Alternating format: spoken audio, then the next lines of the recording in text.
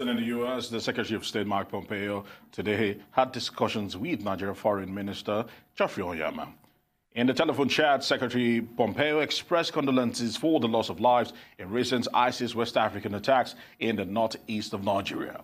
Pompeo and Onyema discussed Nigeria's ongoing civilian protection and counter-terrorism efforts and reviewed Nigeria's progress in fighting COVID-19. Another talking point was the recent $30 million U.S. Assistance to strengthen Nigeria's public health and humanitarian response. They also discussed the African Development Bank and the constructive role of the multilateral initiatives in accelerating economic recovery and regional security. And the U.S. government has sanctioned 6 Nigerians over $6 million of cybercrime fraud against its citizens.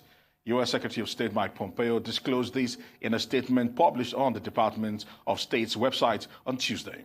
The 6 persons were identified as Benson Orson, Kayode Abiola, Ogunshaki Alex, Okpo Felix, Oluronyomi Michael, and Uzo Richard. Information from the U.S. Department of Treasury website showed that the perpetrators of the fraud are between the ages of 32 and 37.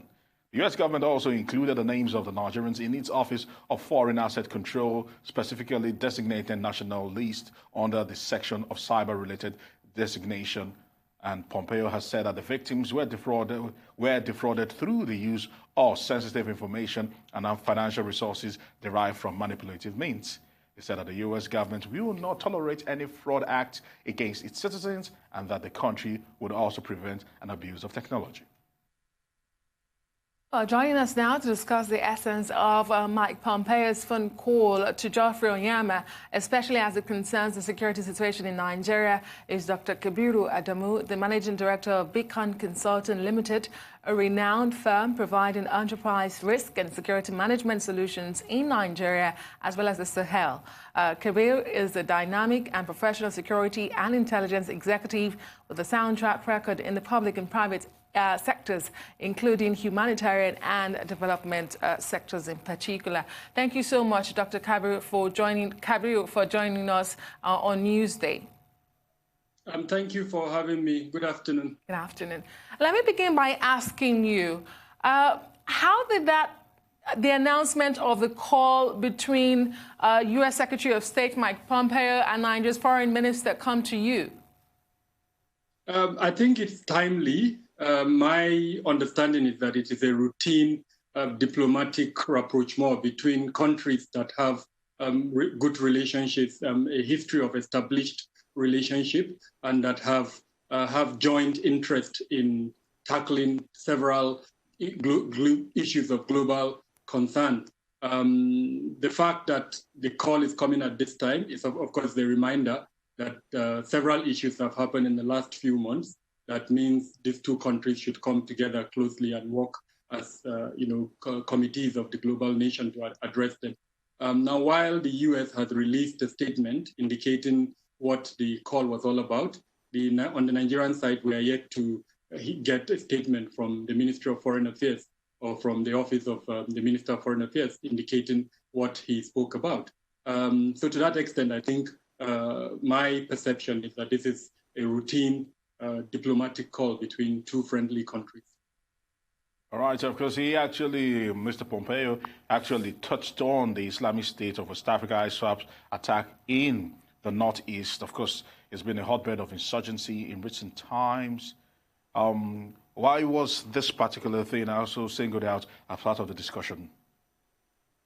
The U.S. is the leader in global anti-terrorism efforts. Of course, for a lot of reasons. 9/11 meant a lot to the U.S.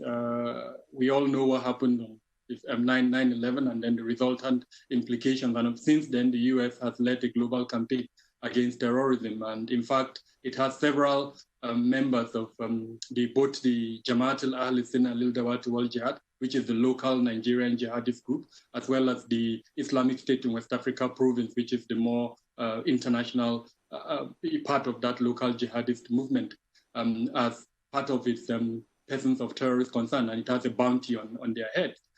So for such a brazen attack, let's remember that attack targeted a community where the UN has a hub. And in fact, it fired a projectile towards that UN hub. And as far as we know, there are several international non-governmental organizations that are affiliated with the U.S. that have either their personnel or some form of interest within that hub. So it is, of course, timely that I think the U.S. would express that kind of concern. Then on the other hand, there are several military assistance programs that the U.S. has been providing to Nigeria, both in terms of training and then in terms of strategic support. There is also some component of intelligence sharing that the U.S. is supporting Nigeria with. So it is, of course, in the spirit of this that the U.S. would express concern regarding that brazen attack that led to the death of several civilians, as it were.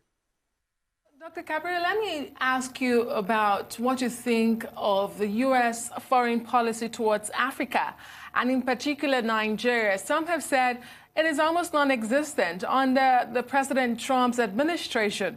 So when you see calls such as this, does this infer that this foreign policy is about to be changed and skewed towards the African continent, and Nigeria in particular?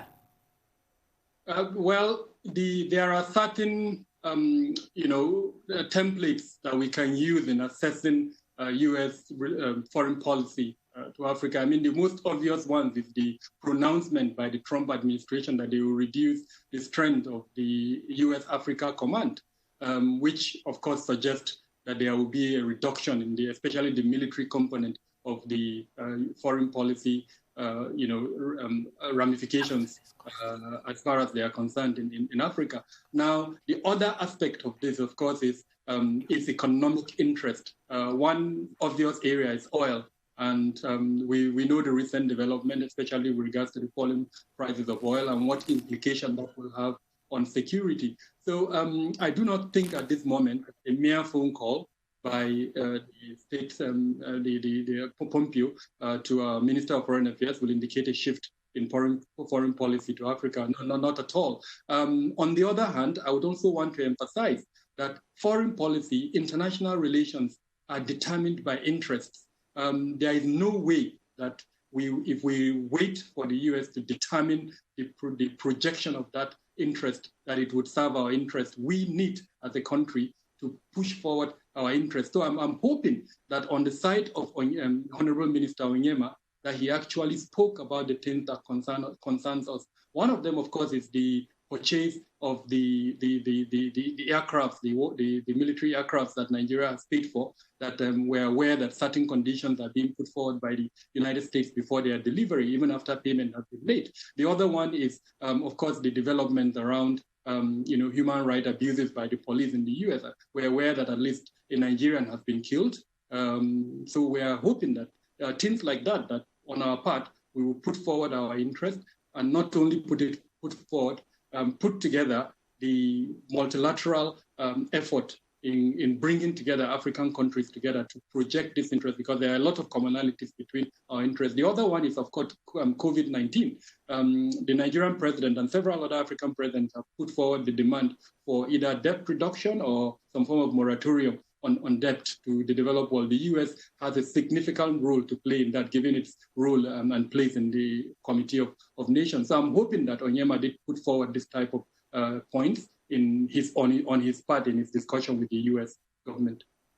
All right, Dr. Kabiru, we know that certainly Dr. Akinwumi Adesina, who is in the eye of the storm, was also discussed, of course, the president of the FDB Bank. And of course, we know that the U.S. did reject that particular inquiry into allegations being made against him. At the moment, where does the U.S. stand? Are they swinging back, or can you give us an insight into the context of what they would have been discussing concerning the FDB moving forward as election actually draws closer?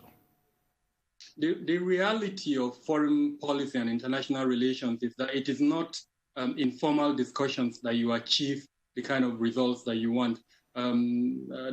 Adesina is, of course, representing an interest at the AFDP. We have backed him, and the U.S. have come out clearly to indicate that they do have some issues with regards to how he has managed the bank. Now, if anyone who knows international relations and who have some semblance and intelligence, as it were, would know that what was stated is the obvious factor that there are some underlying elements that perhaps are better addressed in non-formal meetings. So I'm hoping that Nigeria would have used backdoor channels that are available to it to engage the U.S. government to understand why it made that call. I'm hoping that the U.S. government also took into consideration the long-running relationship between it and Nigeria, and of course the influence of Nigeria in the African continent before it made that demand. So having said all of this, it is clear that there is, at the moment, what I would call a stall in terms of the Nigerian position and the U.S. position with regards to Adesina. And the only way to resolve that is through diplomatic rapprochement. A phone call is not, a meeting for that. I would have expected physical meetings for that. Unfortunately, COVID-19 would make that a bit more difficult. We do have a representation in the U.S. There is both a consular as well as a diplomatic, representation. So I'm hoping they're doing their bit. They are using all the influence factors that we have in the U.S. to reach out to the U.S. Government to find out why they are making that position, and of course to make a compromise. At this stage, what is important is a compromise. Thank you very much. Very well said, Dr. Kabiru Adamu. Thank you for coming on Newsday on the Rise News channel. Much appreciated.